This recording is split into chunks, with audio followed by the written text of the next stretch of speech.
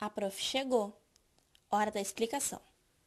Tonoscopia é a propriedade coligativa que estuda o momento em que há diminuição da pressão máxima de um solvente. Isso é causado quando adicionamos um soluto não volátil. Um exemplo disso é a água quando entra em ebulição, ou seja, por volta dos 100 graus centígrados. Ao adicionarmos sal, pode-se ver que a mesma vai parar de ferver. Sendo assim, o ponto de ebulição, ou melhor, a temperatura de ebulição da água com sal, é maior do que o ponto de ebulição da água. Para se descobrir a tonoscopia de alguma propriedade coligativa, é utilizada a fórmula a seguir. Atenção para a fórmula. ΔP igual a P2 menos P.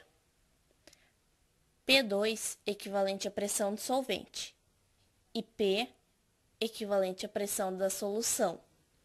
Solução, no caso dado anteriormente, se encontra a água, já o solvente, o sal.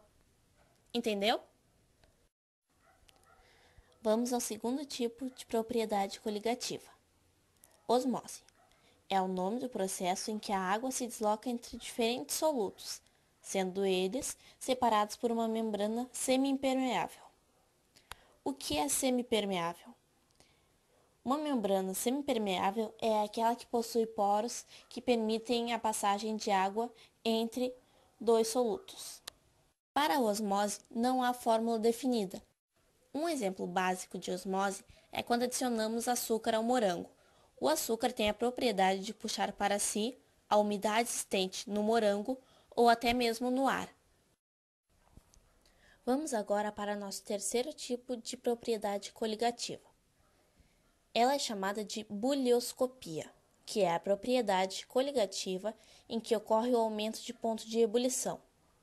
Não vá confundir com a primeira, ou seja, tonoscopia. A fórmula é básica, ΔT igual T2 menos T. T2 é a temperatura de ebulição do solvente e T é a temperatura de ebulição da solução.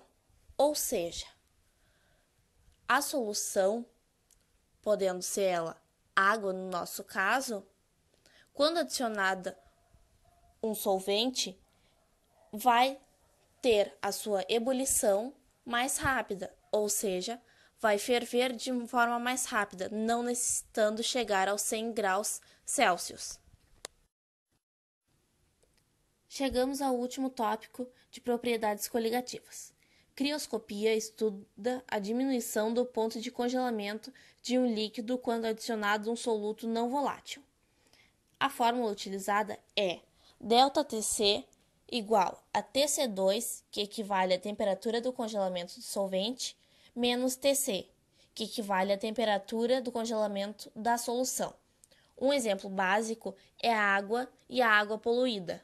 A água poluída possui partículas não voláteis, que não permitem-na congelar rapidamente, enquanto a água, sem nenhuma partícula não volátil, pode congelar de forma rápida.